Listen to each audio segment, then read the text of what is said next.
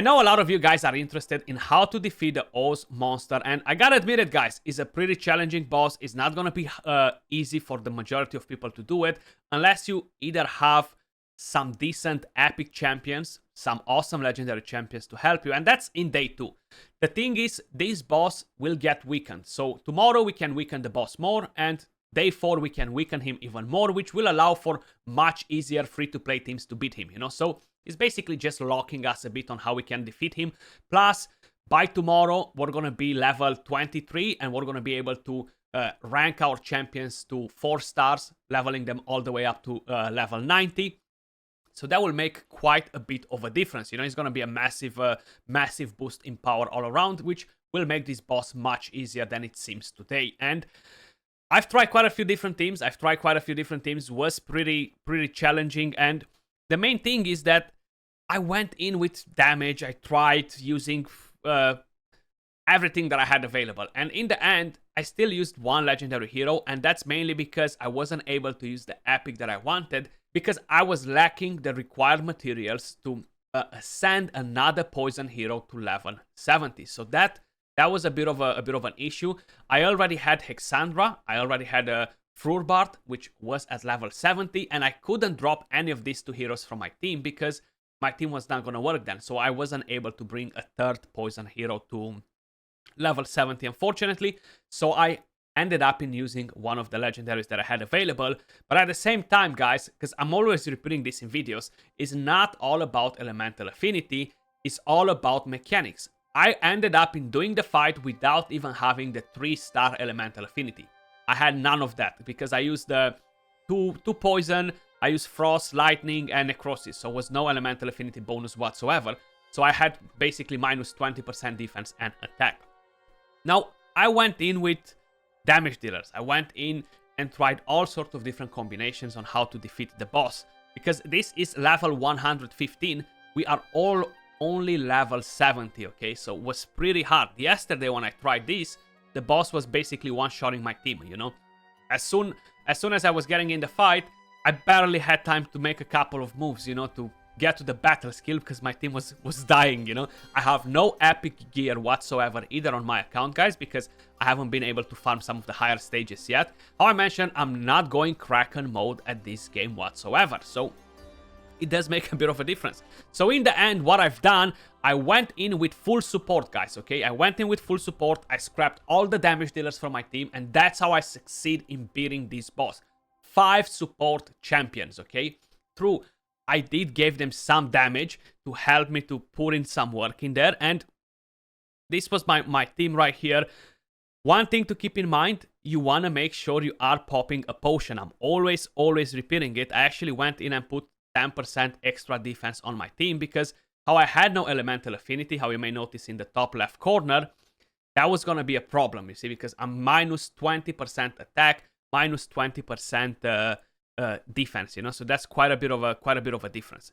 And basically what I've done from here on was paying attention a bit at their skills and see when to time them to make sure that not both of them cleansing one after another, because the boss puts decreased speed on you.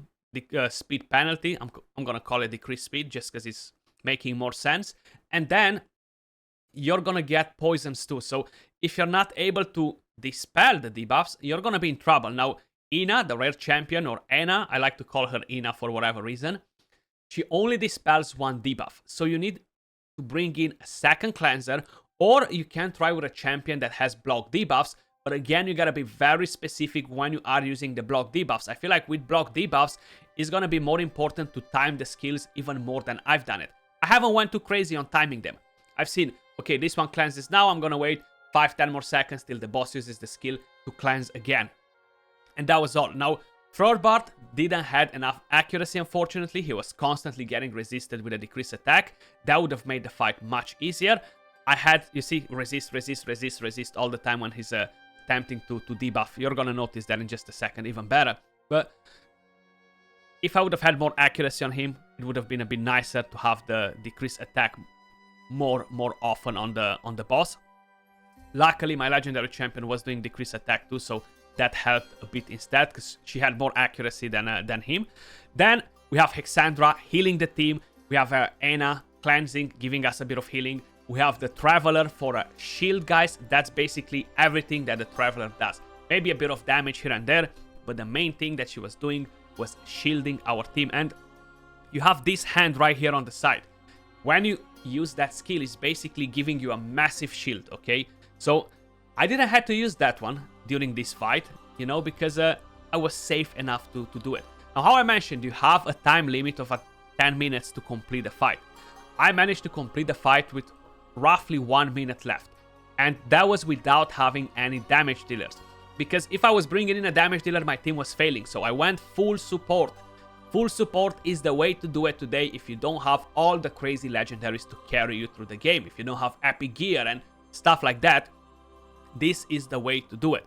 You might have to waste a couple of runs to do it, to try, you know, to see what's happening, who's working in the team, who's not. So feel free to try and do it today because it's the last day for resetting your heroes. You know, after reset today, you're not going to be able to freely change your heroes. You're not going to be able to reset them at all, actually. So make sure you are kind of like prioritizing the right team. And there we go, 4 minutes left. We're slowly dealing damage. You can see my Traveler has 27% of the damage. Then the rest of the healers, they actually put in a bit of work too and doing some damage. And unfortunately, here at the end, we didn't have the statistics to see who dealt the biggest amount of damage, who healed the most, etc. But we can actually see here on the side the damage anyway. And because I built my legendary for damage for the simple fact that she's a bit tankier than the epics or the rares, you know, it actually ended up at her being at the top. So this is the boss right here. You're gonna unlock this area here, which will give you access to the second goblin, which will give you more potions when you're farming it. We're gonna unlock the runes, and how I mentioned, you're only gonna get to level 23, I think, tomorrow, because it is still a bit of a grind. I don't think we can get to it today, and you want to get here because you're going to be able to progress faster. Now, let me show you my heroes. Let me show you what builds I had on them. So this is my legendary. The problem with Gulende is that she has such a slow cooldown on the cleanse. 27 seconds. I can literally fall asleep by the time she's doing it, and it is pretty damn painful to get it organized. But I gave her the best damage gear that I had available on my account. I went and gave her the Spiritual Incense Burner to decrease the ultimate energy for her ultimate skill, to use that often, to try to decrease it a bit from those 27 seconds. She's not booked, scrolled, or anything like that, you know. That's the helmet, crit rate, attack, attack chest piece, crit rate gloves. So that's how I build her, you know. Then of course I have my Traveler, a very modest build, guys. This is all rare gear at the moment, so it's nothing crazy in terms of stats, but attack chest piece, and we have flat attack gloves on her. The top pieces don't really matter.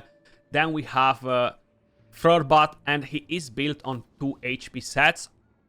And I did try to prioritize some accuracy on him, but clearly was not enough. Now I have HP chest piece instead of the defense. If I would have had the defense chest piece on him, I feel like he would have been able to heal even more. Because the main idea with him is that he brings this as well. Generates a healing nexus. Healing by 50% of the defense. Now, yes, you could potentially find a better tank than him. He wasn't really doing the tank job with the decreased attack because of the accuracy, only 40 accuracy. But he was doing a great job at healing, at keeping the team alive. And I feel like out of all the team, he might be the hardest champion to replace in what I've tried to do. If I would try to do it again with a different team, I wouldn't be able to do it without him in my team, okay? So I'll be honest, with the heroes that I have available, I won't be able to do it. Probably with other heroes, if you have better epics, better legendaries, other champions that are available, you can, but for me, was not going to work whatsoever. Then, of course, we have Anna, and she is awesome. She's built the same on 2 healing sets and 2 HP sets rather than healing, and the main thing that you want to use from her is this skill. Grants recovery over time and dispels 1 debuff. Now, the boss will put 2 on you, so that's why you need a second cleanser. That's why you might need to bring in a different champion that will put block debuffs. If no, we have Hexandra.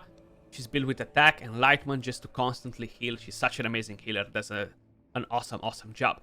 Now, you could have used champions like Tia, for example, and get debuff immunity on your team, but you're gonna have to basically prioritize when to use it. You know, you need to be spot on when to use it before the boss actually uses the skill. So you're gonna have to pay more attention when you're doing the run. And the problem with this is that you won't have the extra healing that my legendary brings to the team. You will have to make sure you have enough accuracy to land a decreased attack with your other hero. And I feel like it's gonna be a bit harder to do it because of the missing healing, but it's not impossible. It's just gonna take you a bit longer. Maybe you're gonna have to swap a couple of things in and out and just retry that run a few more times, but it's definitely doable. Now, the champion that I wanted to use in my team, so like this I was gonna have the elemental bonus available too, was Etches. She rocks, man. Now, the problem was I had no more materials for a third poisoner, and I couldn't drop Hexandra or Frurbart out of the team because my team was gonna fail.